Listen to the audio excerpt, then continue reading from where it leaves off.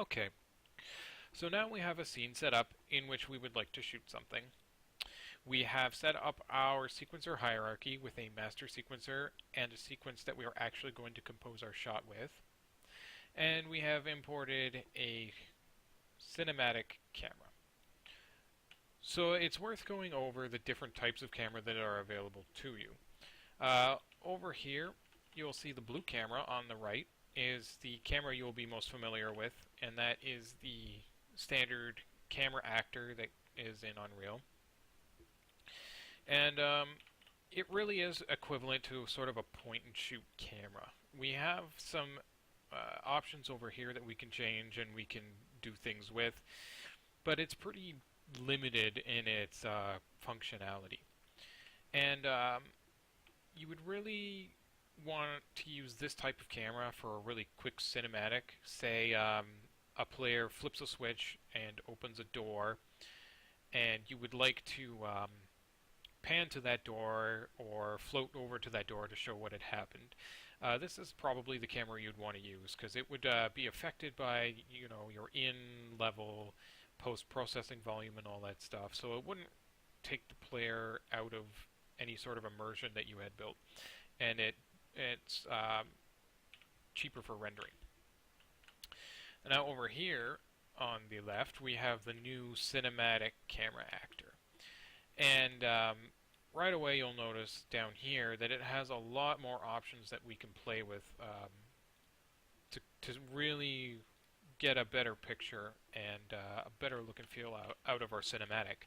And this is a really good camera for longer, more dramatic cinematics.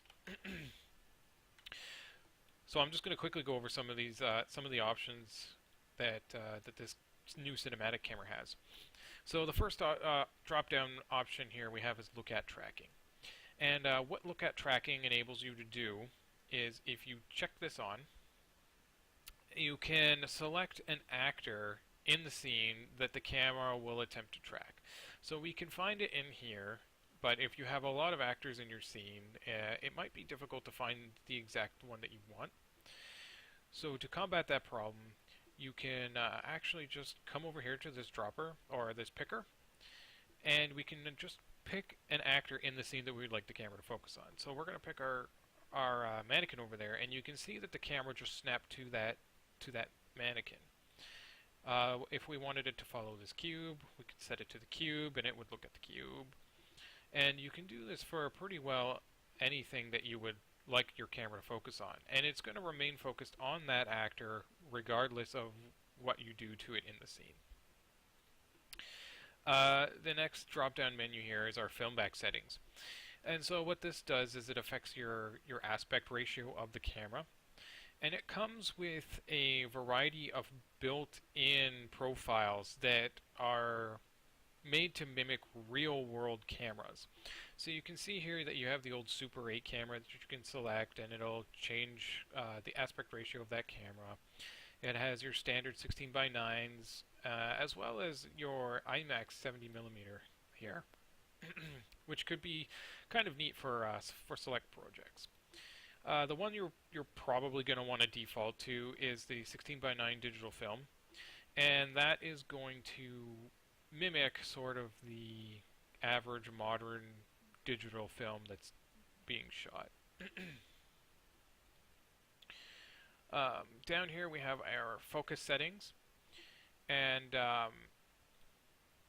by default it is set to manual, and you can change it here.